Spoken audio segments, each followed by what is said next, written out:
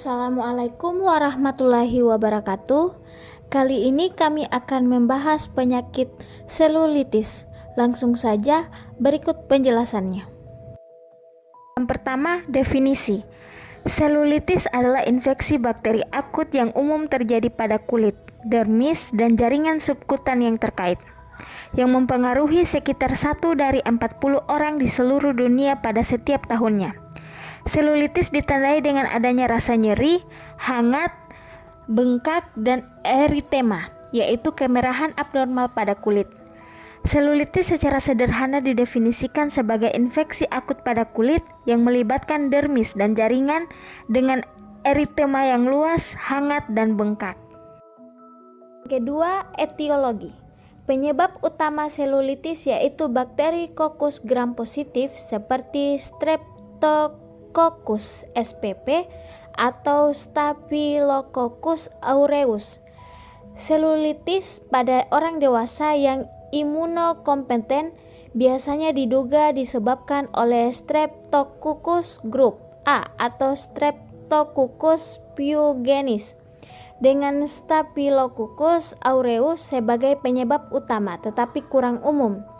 Faktor resiko terjadinya selulitis yang paling umum adalah edema, terutama limfedema, karena cairan limfatik dianggap memfasilitasi pertumbuhan bakteri.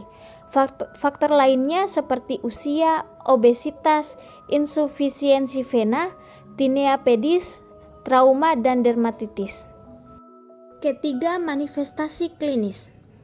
Selulitis ditandai dengan tanda klasik seperti eritema, edema, bengkak, teraba hangat, dan nyeri saat palpasi. Hal ini disebabkan oleh respon sitokin dan neutrofil terhadap bakteri yang berhasil melewati lapisan epidermis. Respon ini juga meliputi produksi dari peptida antimikrobial dan proliferasi keratinosit. Yang keempat, patofisiologi.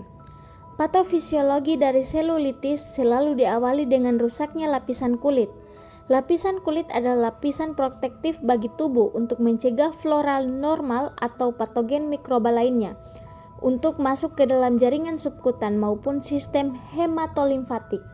Apabila lapisan kulit rusak, maka bakteri-bakteri yang ada di permukaan kulit akan masuk dan menginvasi lapisan dalam kulit, sehingga menyebabkan selulitis. Adanya gangguan pada sawar kulit, seperti adanya fisura, laserasi, dan gigitan serangga merupakan faktor risiko terjadinya selulitis. Meski demikian, selulitis dapat tetap terjadi meskipun tidak ditemukan adanya portal of entry dari patogen. Pada umumnya, hal ini disebabkan oleh perubahan mikroskopik pada lapisan kulit atau mungkin akibat kualitas invasif dari suatu bakteri. Kelima, klasifikasi. Yang pertama, selulitis circumscripsa sereus akut. Selulitis yang terbatas pada daerah tertentu, yaitu 1 atau 2 spasia fasial yang tidak jelas batasnya. Infeksi bakteri mengandung sereus, konsistensinya sangat lunak dan spongius. Penamaannya berdasarkan ruang anatomi atau spasia yang terlibat. 2. Selulitis circumscripsa suparatif akut. Prosesnya hampir sama dengan selulitis circumscripta sereus akut, hanya infeksi bakteri tersebut juga mengandung supurasi yang purulen. Penamaan berdasarkan spasia yang dikenainya. Jika terbentuk eksudat yang purulen, mengindikasikan tubuh berdetensi, membatasi penyebaran infeksi dan mekanisme resistensi lokal tubuh dalam mengontrol infeksi. Ketiga, selulitis difusi akut.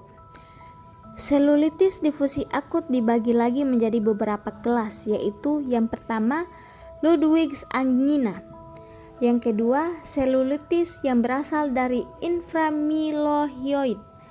Yang ketiga, selulitis senators diffuse peripharyngeal.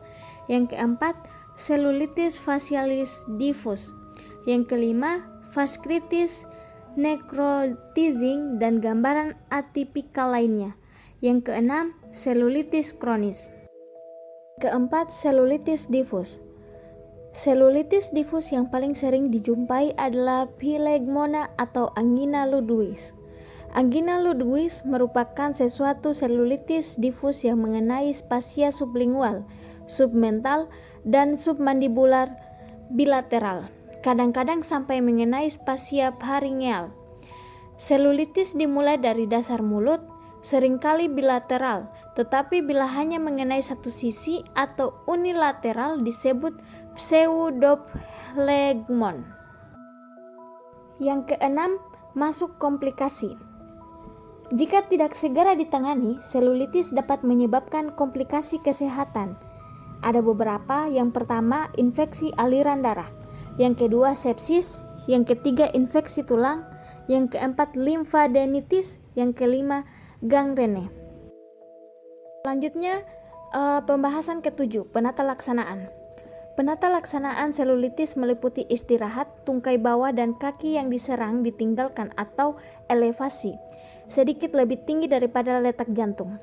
Pengobatan sistemik ialah pemberian antibiotik dan secara topikal diberikan kompres terbuka dengan larutan antiseptik. Penata laksanaan selulitis juga dapat diberikan dengan pemberian antibiotik baik topikal maupun sistemik. Jalur pemberian antibiotik sistemik terbaik masih menjadi perdebatan, tetapi pada umumnya akan mempertimbangkan tingkat keparahan penyakit dan kemungkinan komplikasi. Itulah tadi penjelasan dari penyakit selulitis. Sekian dari saya ucapkan terima kasih.